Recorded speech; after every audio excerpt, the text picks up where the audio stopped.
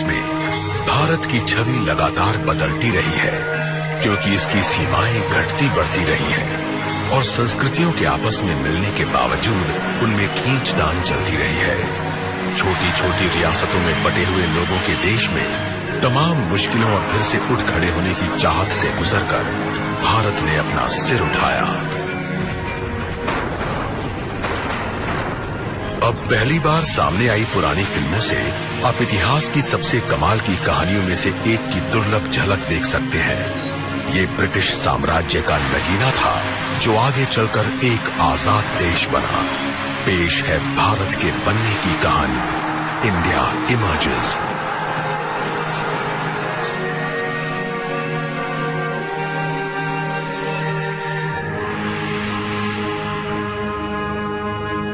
The Raj.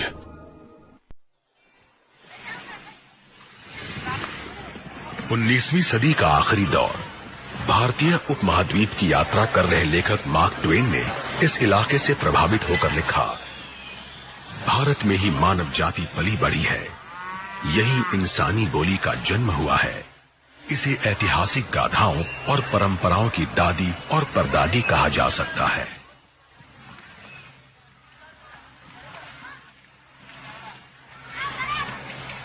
Mark Twain ने 5000 सालों में विकसित हुए भारत की व्याख्या की थी। ये बात है 19वीं सदी की। भारत की आबादी 20 करोड़ से ज्यादा है।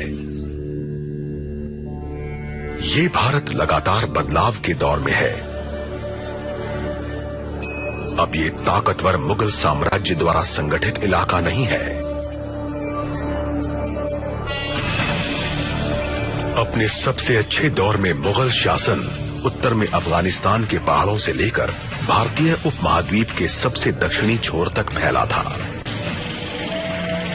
हाल ही में मिली इस रंगीन फिल्म को 1930 के दशक में फिल्माया गया था। ये 16 मिलीमीटर की कोडाक्रोम फिल्म है, जिसे पूरी तरह हाई डेफिनेशन में बदल दिया गया है। ये मध्यकालीन भारत की एक झलक है, जिसके ज्यादातर हिस्से पर मुगल राज करते थे। मुगलों का प्रभाव भारत के दक्षिणी दूर दराज के इलाकों तक कभी नहीं पहुंच पाया। यहाँ तक कि मध्य भारत में भी उन्हें अपना अधिकार जताने के लिए स्थानीय रियासतों के सहयोग पर निर्भर रहना पड़ता था। पर उनकी विरासत आज के भारत में भी जिंदा है, जिसे देश भर में बने स्मारकों और इमारतों के बेमिसाल आर्किटेक्चर में देखा जा सकता है। और इन स्मारकों में सबसे मशहूर शानदार ताजमहल है। सन 1648 में मुगल बादशाह शाहजहां की बेगम के मकबरे के तौर पर बना ताजमहल मोहब्बत की निशानी के अलावा भी काफी कुछ है। दुनिया का ये अजूबा ऐसे भारत का प्रतीक है जो कई सदियों की उतार चढ़ाव के बावजूद टिका रहा है और आज भी पहले की तरह ही शान से खड़ा है। ताजमहल बनवाने वाले शाहजहां के लफ्जों में, इस जहां में ये इमारत ऊपर वाले की अहमियत बताने के लिए बनाई गई है। सन 1862 में आखिरी मुगल बहादुर शाह जफर की मौत के साथ ही मुगल सल्तनत का अंत हो गया। इसके बाद राजनीतिक अस्थिरता के दौर में ढेर सारी छोटी छोटी रियासतों, कबीलों और समुदायों का जन्म हुआ और शासन करने की ताकत में ऐसा खाली बनाया जिसे भरने में कोई कामयाब नहीं हुआ। सन 1903 ये भारत की कुछ सबसे पुरानी फिल्में हैं। इन्हें अमेरिकन इन्वेंटर और सिनेमा के पायनियर थॉमस आर्मैट ने फिल्माया है। इस समय तक भारत के लोगों पर विदेशी राज करते हैं, जिसका केंद्र आधी दुनिया के पार यूरोप के एक टापू पर है। अंग्रेज पहली बार सन 1608 में भारत आए थे। वो यहाँ ब्रिटिश ईस्ट इंडिया कंपनी के तौर पर आए थे। शुरू में वो लोग यहाँ पर केवल व्यापार करने के उद्देश्य से आए थे, पर फिर समय के साथ साथ उनका उद्देश्य बदला, उनकी इच्छाएं बढ़ी और उनकी राजनैतिक आकांक्षाएं सामने आईं। दूसरा दिल्ली दरबार। ये ब्रिटिश लॉर्ड कर्जन की अगुवाई में हो रहे समारोह के दृश्य हैं, जो इससे पहले कभी प्रसारित नहीं हुए। ये ब्रिटिश लोगों द्वारा भारत में सैनिक शक्ति का अब तक का सबसे बड़ा प्रदर्शन है। भारत में संसाधनों की भरमार है। ईस्ट इंडिया कंपनी ने उन संसाधनों पर एकाधिकार करने के साथ साथ अपना सैनिक और प्रशासनिक प्रभाव भी बढ़ा लिया है। इसने स्थानीय लोगों के विद्रोहों को कुचल दिया है, जिनमें सन 1857 का सैनिक विद्रोह भी शामिल है। अब सत्ता ईस्ट इंडिया कंपनी से ब्रिटेन के राज घराने के हाथों में जाने वाली है। सन 1858 की अपनी घोषणा में तत्कालीन ब्रिटिश मोनार्क क्वीन विक्टोरिया ने कहा, हम भारत की स्थानीय रियासतों के राजाओं के लिए ये घोषणा करते हैं कि हम उनके साथ ईस्ट इंडिया कंपनी या उसके नाम पर किए गए सभी समझौतों या एग्रीमेंट्स को स्वीकार करेंगे और हम उन्हें पहले की ही तरह जारी रखेंगे और हम उम्मीद करते हैं कि रियासतों के राजा भी ऐसा ही करेंगे। क्वीन की इस घोषणा का उद्देश्य ये जताना है कि वो सबको साथ लेकर राज करना चाहती है, लेकिन दराज जो इस कॉलोनियल ताकत का नया नाम है, अब दोबारा कभी भी भारत के लोगों पर भरोसा करने के लिए तैयार नहीं है। ब्रिटिश राज की सामाजिक और आर्थिक नीतियां हर कीमत पर भारत के लोगों को विदेशियों की सत्ता में लाने के लिए बनी थी। उन्हें डर है कि परिवर्तन सामाजिक उथल पुथल को जन्म दे सकता है, जिससे एक बार फिर सन 1857 जैसे हालात पैदा हो सकते हैं। 20वीं सदी की शुरुआत। ये ब्रिटिश भारत के पश्चिमी हिस्से की बीकानेर रियासत का लालगढ़ पैलेस है। यह औपनिवेशिक भारत की 500 से ज्यादा रियासतों में से एक का नजारा है, जो कहीं और नहीं मिलेगा।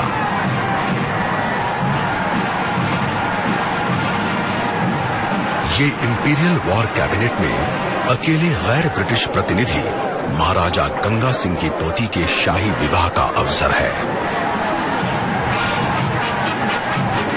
ये चमक दमक एक शानो शौकत वाली ट्रेडिशनल लाइफस्टाइल की झलक दिखलाती है, लेकिन ये सिर्फ ऊपरी दिखावा है। अब भारत पर अंग्रेजों का राज है और ये दो प्रशासनिक सिस्टम्स में बटा हुआ है। भारत के 60% हिस्सों पर अंग्रेजों की हुकूमत चलती है। बाकी का 40% हिस्सा रजवाड़ों का है, जिन्होंने अंग्रेजों के साथ समझौते कर लिए हैं।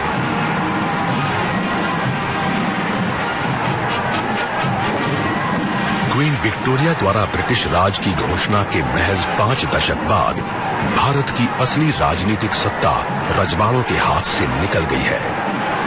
इनके पास बस घटी हुई ताकत की यादें ही बची हैं।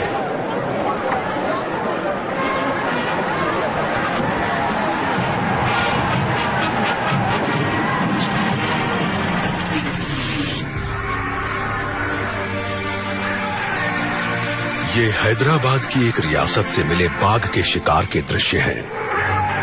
ये मुश्किल से दिखने वाले विजुअल्स ओरिजिनल कला में हैं और इन्हें दक्षिणी भारत में कोंगारा कलान नाम के जंगल में फिल्माया गया है।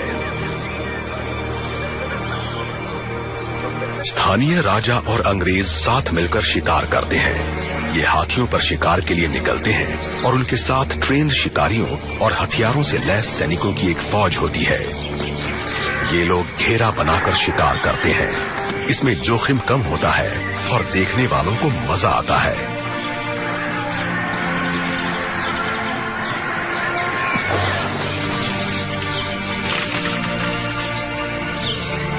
मौजूदा बिहार की एक रियासत बनेली के राजा के शब्दों में इसमें शिकार इस तरह किया जाता था। जंगलों में बाघों को लुभाने के लिए भैंस के बछड़े बांध दिए गए। बाघ के छिपे होने की जगह को घेरने के लिए लगभग 50 हाथी भेजे गए। फिर घेरा तैयार हो जाने पर 2 हाथियों को उस घेरे में जाकर बाघ को छिपने की जगह से निकालने का हुक्म दिया गया।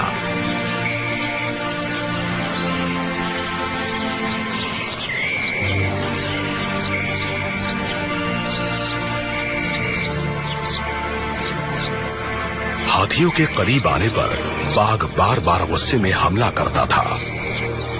शुरू में ये बहुत रोमांचक था, लेकिन फिर बाघ थक कर लेट गया। रोज इस तरह के 2 या 3 घेरों के साथ मैंने सैकड़ों बाघों का शिकार देखा है। 20वीं सदी में बाघ का शिकार ब्रिटिश राज का प्रतीक बना रहा। ब्रिटिश राज ने महाराजाओं को ऐसे समझौते करने के लिए मजबूर कर दिया है जिससे उनके ज्यादातर अधिकार खत्म हो गए। ज्यादातर रजवाड़ों को अपने दरबार में तैनात ब्रिटिश रेजिडेंट के दखल को झेलना पड़ता है। दर्राज ने भारतीय राजाओं की राजनीतिक, आर्थिक और सैनिक ताकत खत्म कर दी। और देखने में ऐसा लग सकता है कि बाघों की तरह रियासतों के राजा भी बहुत ताकतवर हैं, लेकिन 20वीं सदी की शुरुआत तक इनकी स्थिति बहुत कमजोर हो चुकी है।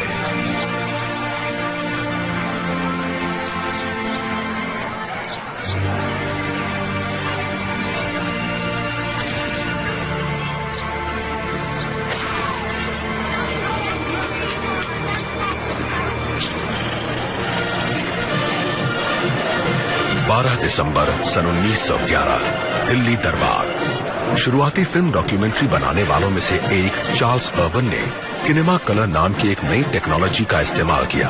उन्होंने 2.5 घंटे की फिल्म बनाई जिसका नाम था with our king and queen through India. इस फिल्म में तीसरे दिल्ली दरबार के नजारे हैं, जो ब्रिटिश सम्राट जॉर्ज V के राज्याभिषेक के समय होने वाला एक सैनिक समारोह है। इस समारोह में सबसे अहम मौजूदगी सम्राट और उनकी पत्नी मैरी की है और इन्हें भारत का एम्परर और एम्प्रेस घोषित किया गया। लेकिन ये इस समारोह में होने वाली अकेली महत्वपूर्ण घोषणा नहीं है। ब्रिटिश भारत की राजधानी अब कलकत्ता से हटाकर दिल्ली लाई जाने वाली है। राजधानी को कलकत्ता से दिल्ली लाए जाने के प्रस्ताव पत्र में भारत के वाइसरॉय लॉर्ड हार्डिंग ने लिखा, ये काफी समय से एक गंभीर असंगति मानी जाती है कि ब्रिटिश लोग अपने भारतीय इलाके के सबसे पूर्वी छोर पर स्थित शहर कलकत्ता से इस देश पर शासन करते हैं, लेकिन कलकत्ता से राजधानी हटाने की यही एक वजह नहीं थी। सन 1905 में बंगाल के बंटवारे के बाद ये इलाका ब्रिटिश राज के राष्ट्रवादी विरोधियों का केंद्र बन गया था। सन 1911 के दरबार में सम्राट जॉर्ज V द्वारा औपचारिक रूप से दिल्ली को राजधानी घोषित करने के साथ ही ये बात पक्की हो गई। अब दर्राज का एक नया युग शुरू होने वाला है। 1930 का दशक, दिल्ली। ये नए निर्माणों से सजी राजधानी के सबसे शुरुआती दृश्य है, जिसे ये रूप दिया है ब्रिटिश आर्किटेक्ट एडविन लुटियंस ने। इसे डिजाइन करने और बनाने में 20 साल से भी ज्यादा लगा और ये ब्रिटिश साम्राज्य की सत्ता के एक नए अध्याय का प्रतीक है। इसके बीचों बीच शानदार वाइसरॉयज हाउस है, जो आगे चलकर स्वतंत्र भारत में राष्ट्रपति का निवास बनेगा।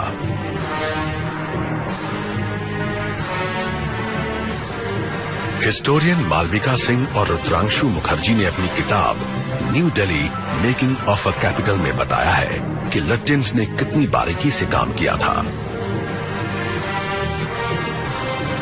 उन्होंने इंडियन ट्रेडिशंस का बखूबी अध्ययन किया, खासियतों और प्रतीकों की खोज की, स्थानीय निर्माण सामग्री की डायरेक्टरी तैयार की, धार्मिक और सेक्युलर दोनों तरह की कला और कारीगरी की खासियतों को जमा किया और इन सबको आपस में मिलाकर एक हाइब्रिड स्टाइल बनाने की कोशिश की। एक नई शानदार राजधानी का निर्माण ब्रिटिश राज की साम्राज्यवादी सत्ता के सबसे अच्छे दौर का प्रतीक बन गया। भारत अब धीरे धीरे लेकिन लगातार बदलने लगा है। 1930 का दशक, ब्रिटिश भारत के पूर्वी हिस्से की बंगाल रियासत। ये दार्जिलिंग की टॉय ट्रेन है, जिसे अंग्रेजों ने भारत पर अपनी हुकूमत के सबसे अच्छे दौर में सन 1879 में बनवाया था। बंगाल के इसके बावजूद ये सवाल उठता है कि क्या आधुनिक सुधारों ने सचमुच भारतीयों की जिंदगी को बेहतर बनाया है? इस समय तक भारत के लोग ब्रिटिश सत्ता के अधीन रहते हैं। ब्रिटिश राज में सरकार में उनकी भागीदारी ना के बराबर है और ये आर्थिक और सामाजिक रूप से बहुत पिछड़ी हुई हालत में है।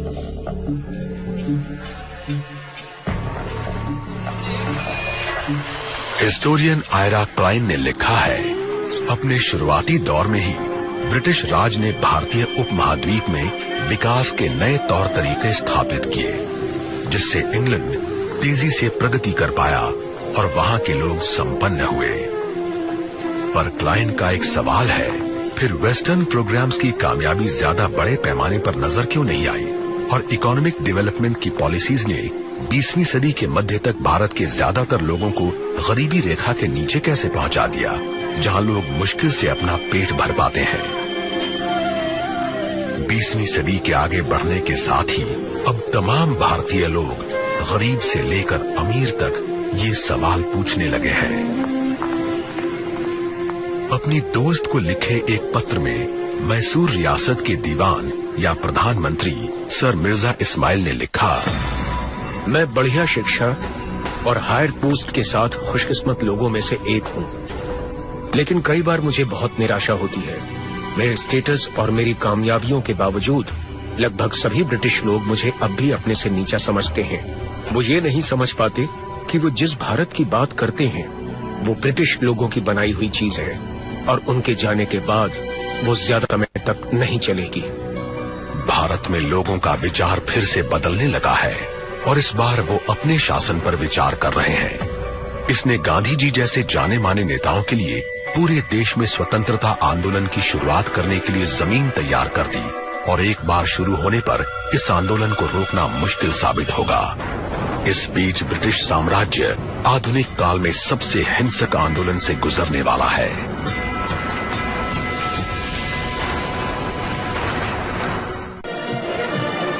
बीसवीं सदी का शुरुआती दौर।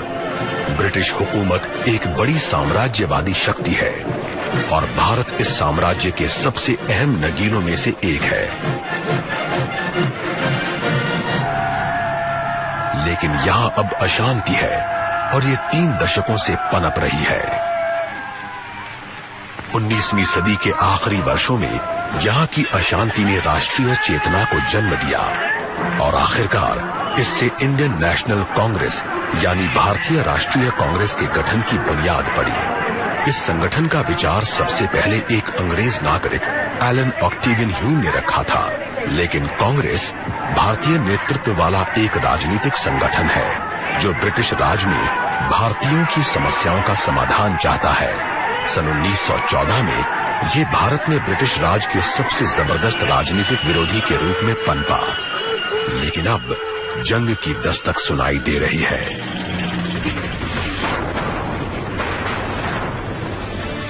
जुलाई सन 1914 से नवंबर सन 1918 तक पूरे यूरोप में जबरदस्त लड़ाई छिड़ी रही, जिसमें साम्राज्यवादी ताकतों के साथ साथ उनकी रियासतों ने भी भागीदारी की।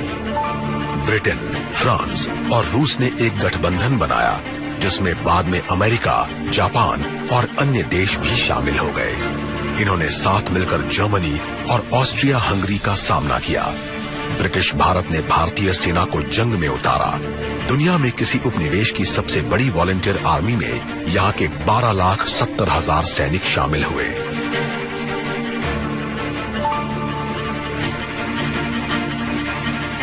इस विश्व युद्ध में ब्रिटिश और भारतीय सेना साथ मिलकर लड़ रही है। शौर्य का सम्मान करने में ब्रिटिश और भारतीय सैनिकों के बीच कोई भेदभाव नहीं किया गया।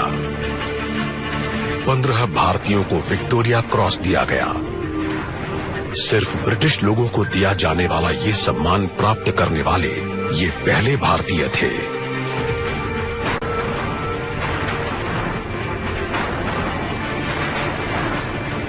लगभग 75,000 भारतीय सैनिक मारे गए और इनमें से कईयों ने विदेशी जमीन पर दम तोड़ा और लाखों सैनिक घायल हुए।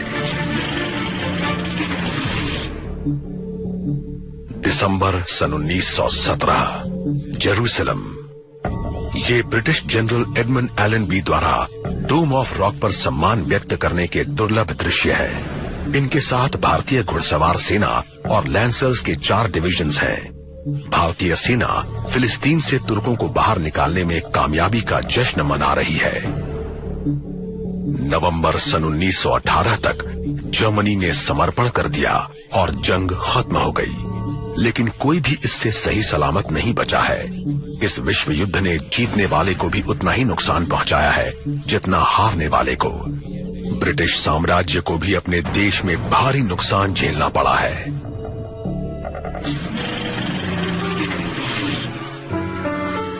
सन 1925 ग्रेट ब्रिटेन। इन अनोखी फिल्म आर्काइव्स में बायो कलर नाम की एक खास टेक्नोलॉजी का इस्तेमाल हुआ है। क्लॉड फ्रीस ग्रीन ने जंग के बाद ब्रिटेन की स्थिति को दिखाने के लिए बायो कलर का इस्तेमाल किया। लंबी और बेरहम लड़ाई में सैनिक रूप से कामयाब रहने के बावजूद ब्रिटेन अब आर्थिक मुश्किलों का सामना कर रहा है।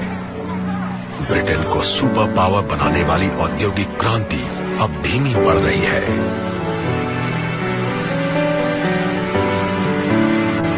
संपन्न लोग और धनी होते जा रहे हैं और गरीब लोग और फटेहाल, जिससे उच्च वर्ग और कामगारों के बीच फर्क बढ़ता जा रहा है।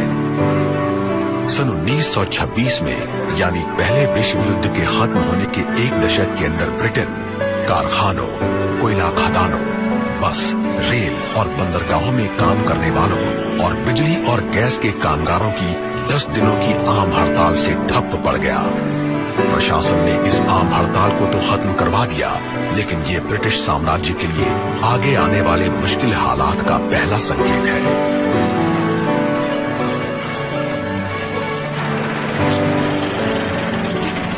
इस बीच प्रथम विश्व युद्ध के बाद के भारत में भी एक नई असंतुष्टि पनप रही है।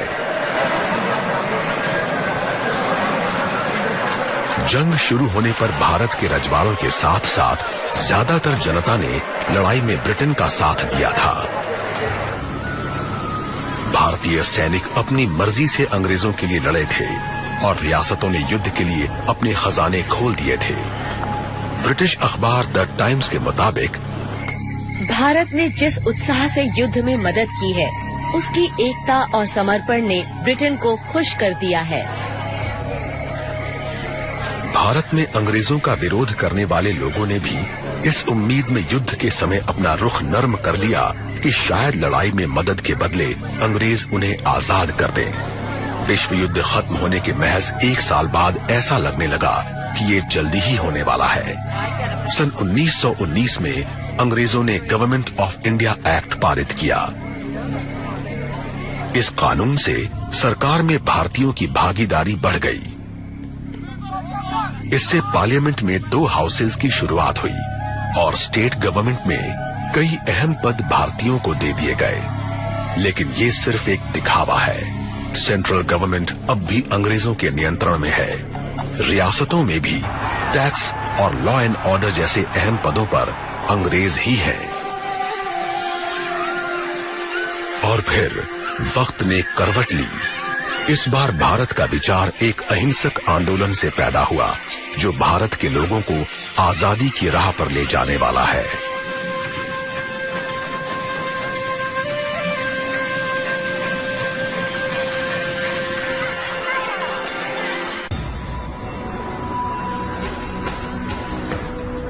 ये भारतीय स्वतंत्रता संग्राम के सबसे जाने माने नेता और साम्राज्यवादी ब्रिटिश राज के लिए सबसे बड़े खतरों में से एक मोहनदास करमचंद गांधी के खास दृश्य है।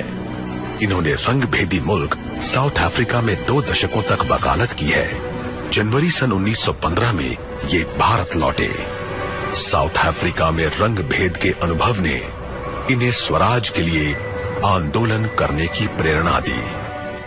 आप सबसे विनती है कि आप ब्रिटेन में बनी चीजों का बहिष्कार करें। भारत की आजादी के इस पहले आह्वान ने सिर्फ उच्च वर्गों को ही नहीं, बल्कि हर वर्ग के भारतीयों को आकर्षित किया।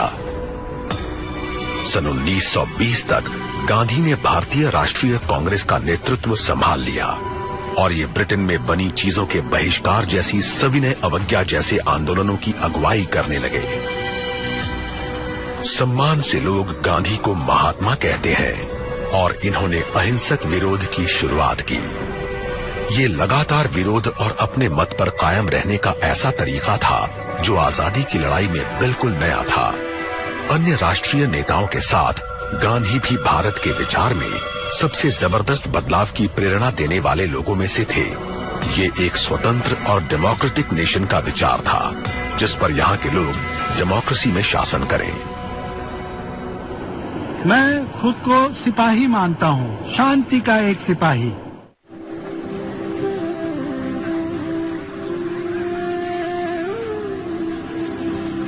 भारत की पवित्र नदी गंगा, जो हमारी पहचान है, ये एक राष्ट्रीय पहचान है जो आधुनिक 20वीं सदी में काफी सशक्त हो रही है। लगभग 2 सदी की गुलामी के बाद कुछ स्वतंत्रता सेनानी राजनीतिक बातचीत जैसे अहिंसक तरीके अपनाना चाहते हैं, लेकिन भगत सिंह और चंद्रशेखर आजाद जैसे कुछ लोगों ने अंग्रेजों से लड़ने के लिए हथियार उठा लिए।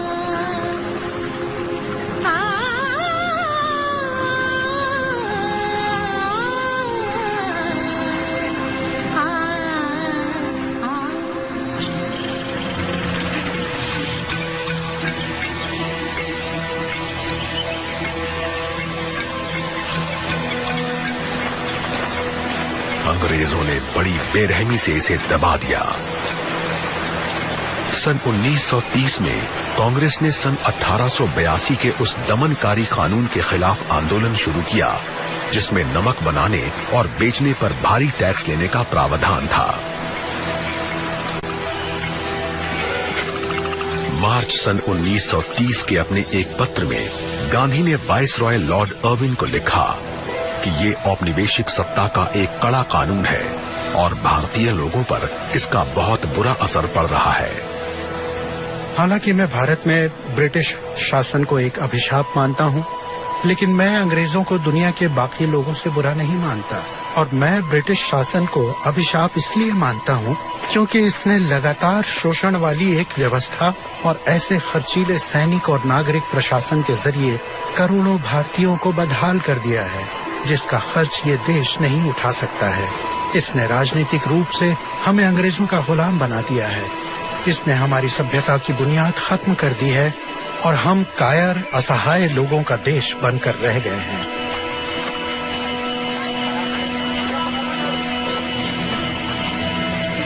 मार्च सन 1930 ब्रिटिश भारत का गुजरात प्रांत नमक पर ब्रिटिश टैक्स का विरोध करने के लिए गांधी साबरमती में अपने आश्रम से दांडी में अरब सागर के तट तक पैदल यात्रा करने वाले हैं। वहां वो ब्रिटिश कानून का उल्लंघन करके भारतीयों द्वारा खुद अपना नमक बनाने के एक आंदोलन की अगुवाई करेंगे।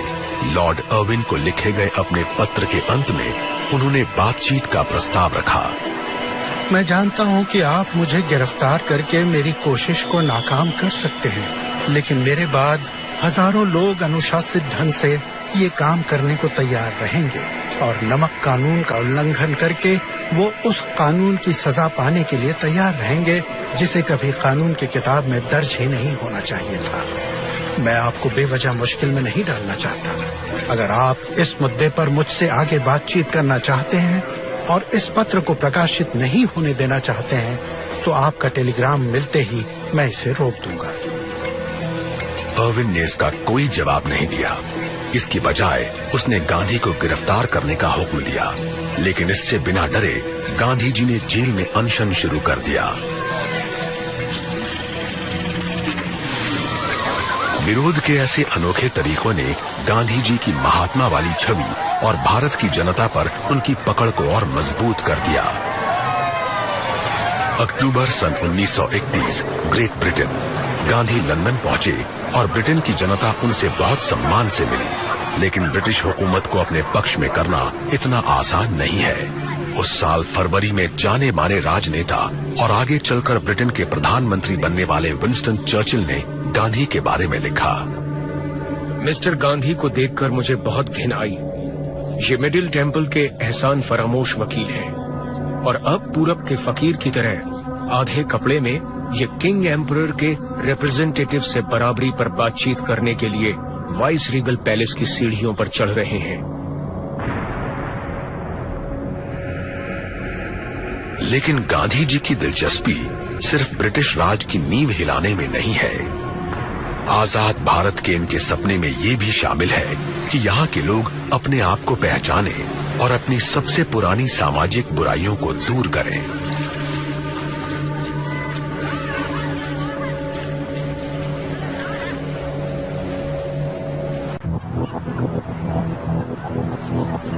पहले विश्व युद्ध के बाद के दौर में भारत में ब्रिटिश राज, गांधी जैसे नेताओं की अगुवाई में यहाँ के लोगों में देशभक्ति की लहर दौड़ रही है। गांधी ने भारत के लोगों को सिर्फ ब्रिटिश शासन से आजादी के लिए लड़ने की ही प्रेरणा नहीं दी, उन्होंने उन्हें जाति, नस्ल, धर्म और लिंग के भेदभाव से भी लड़ने को कहा।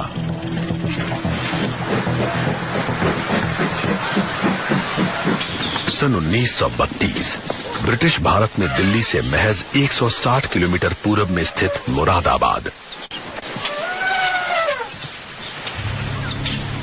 ये यहाँ के उस दलित समुदाय के लोगों के कुछ दुर्लभ नजारे हैं जो हिंदू समाज में सबसे नीचे माने जाते हैं। ब्रिटिश भारत में दलित बहुत फटे हाली में रहते हैं। इनकी बस्तियां सबसे अलग थलग होती हैं और इन्हें ऐसे काम दिए जाते हैं जो हिंदू धर्म ग्रंथों के अनुसार अशुद्ध है। हिंदू समाज को नहीं मानने वाले पश्चिमी शासकों के होने के बावजूद ब्रिटिश राज के दौरान भी भारतीय समाज में छुआछूत जैसी बुराइयां मौजूद हैं। गांधी जी का मानना है कि अगर भारत को आगे बढ़ना है तो छुआछूत जैसी बुराइयों को खत्म होना चाहिए। इन्होंने दलित समुदाय को एक नया नाम दिया, हरिजन, यानी ईश्वर के लोग। इसके साथ ही इन्होंने दलित समुदाय के लोगों के साथ खाने, मिलने जुलने और प्रार्थना करने जैसे सार्वजनिक रूप से दिखाई देने वाले कामों की मदद से लोगों को समझाने की कोशिश की। गांधी जी का मानना है, अगर मेरा पुनर्जन्म हो तो मुझे दलित के रूप में पैदा होना चाहिए ताकि मैं उनके दुख, उनकी तकलीफों और उनकी मुश्किलों को समझ सकूं और शायद इससे मुझे खुद को और उन सबको उनकी बुरी हालत से आजाद कराने की प्रेरणा मिलेगी। ये उत्तर भारत में इलाहाबाद के नजारे हैं। 3 पवित्र नदियों गंगा, यमुना और पौराणिक सरस्वती के संगम पर बसा ये शहर हमेशा से आजादी की लड़ाई का केंद्र रहा है। इस शहर ने स्वतंत्रता आंदोलन के शुरुआती दिन देखे हैं जब मोतीलाल नेहरू जैसे नरमपंथी नेताओं ने अपनी भारतीय पहचान कायम करनी शुरू की थी। ये मोतीलाल नेहरू के पुत्र जवाहरलाल नेहरू का जन्म स्थान भी है जो आगे चलकर आजाद भारत के पहले प्रधानमंत्री बनेंगे। जवाहरलाल नेहरू राष्ट्रीय चेतना की एक लहर की अगुवाई करते हैं। गांधी जी की तरह इन्होंने भी पश्चिम में वकालत की पढ़ाई की है।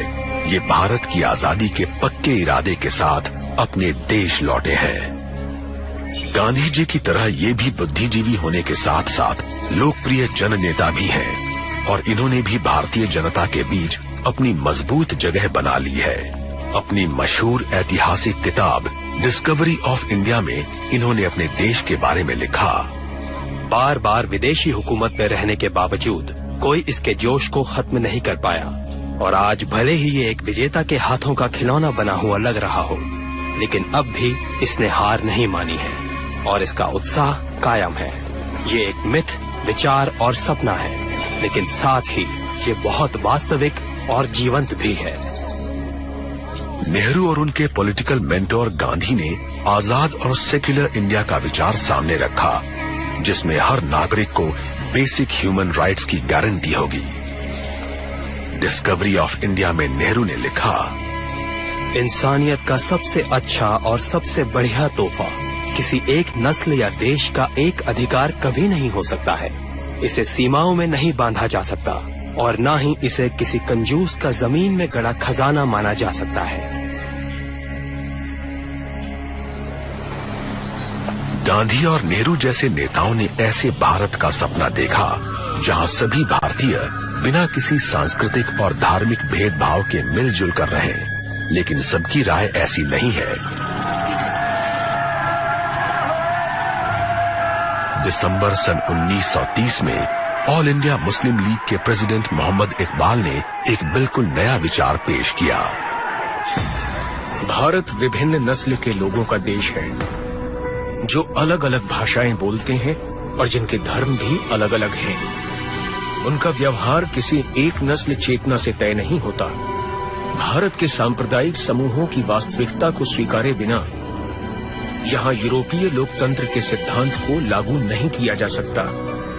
इसलिए मुस्लिम लोगों द्वारा भारत के अंदर एक मुस्लिम भारत के निर्माण की मांग बिल्कुल जायज है। उन्होंने आगे कहा, मैं पंजाब, उत्तर पश्चिम सीमांत प्रांत, सिंध और बलूचिस्तान को एक रियासत के रूप में देखना चाहूंगा। ये ब्रिटिश साम्राज्य के अंदर हो या उसके बाहर, लेकिन मुझे लगता है कि north West Indian Muslim state का गठन ही मुसलमानों का भविष्य होगा, कम से कम उत्तर पश्चिम भारत के मुसलमानों का।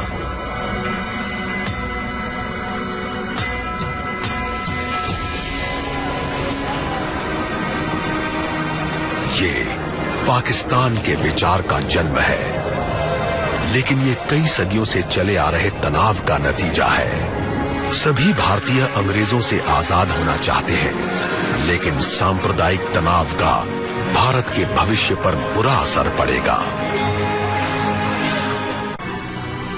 1930 के दशक के दौरान भारत में ब्रिटिश शासन से आजादी की मांग लगातार तेज होती गई। इस पुरानी फिल्म में आप आजादी की लड़ाई का एक दुर्लभ नजारा देख सकते हैं। ये आंदोलन बहुत जबरदस्त है, लेकिन इसे अपने भीतर ही गंभीर चुनौतियों का सामना करना पड़ रहा है। ब्रिटिश लोगों ने भारतीयों में फूट डालकर शासन करने के लिए इन्हीं धार्मिक और जातीय तनावों का फायदा उठाया।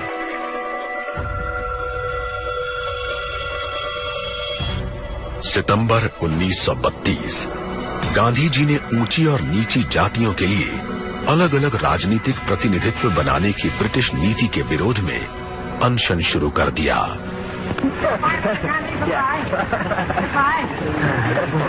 इस फिल्म में आवाज साफ न होने के बावजूद ये गांधी जी की सविनय अवज्ञा के दुर्लभ दृश्य है।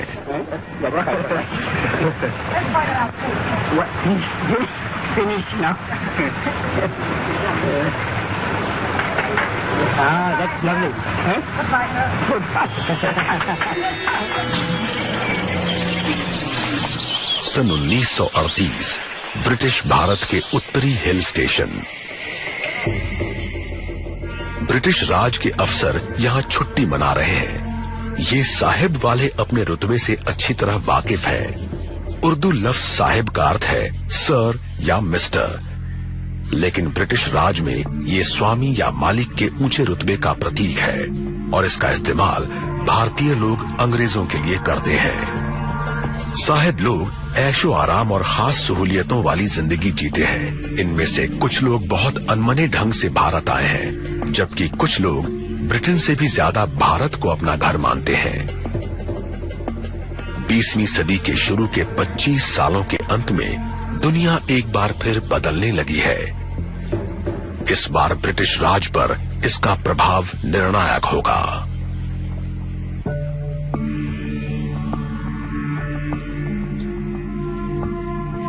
200 वर्षों से ज्यादा समय से ब्रिटेन भारत पर राज कर रहा है। द राज अब तक देश में चल रहे आंदोलनों के साथ साथ पहले विश्व युद्ध से पैदा हुई मुश्किलों से भी लड़ने में कामयाब रहा है।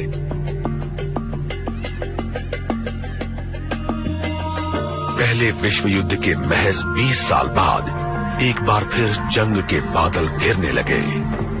एक बार फिर यूरोपीय देशों के गठबंधन की अगुवाई के लिए ब्रिटेन को याद किया जाएगा।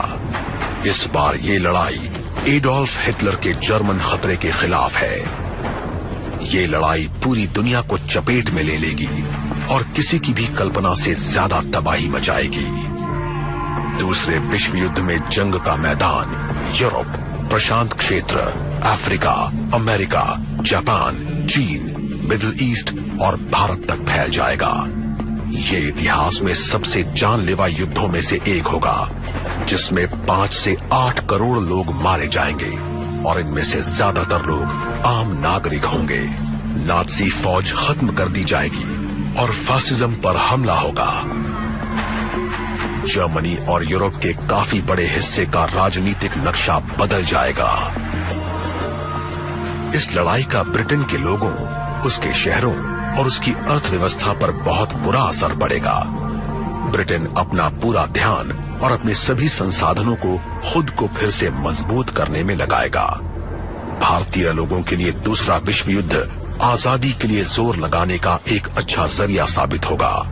आजादी की इसकी मांग लगातार तेज और मजबूत होती जाएगी। दूसरे विश्व युद्ध के अंत तक दुनिया का नक्शा काफी हद तक बदल जाएगा। आयरन कर्टन पश्चिमी जगत को विभाजित कर देगा, ताकतवर देशों का पतन हो जाएगा और उनकी जगह नए देश पनपेंगे। द राज जैसी साम्राज्यवादी ताकतों का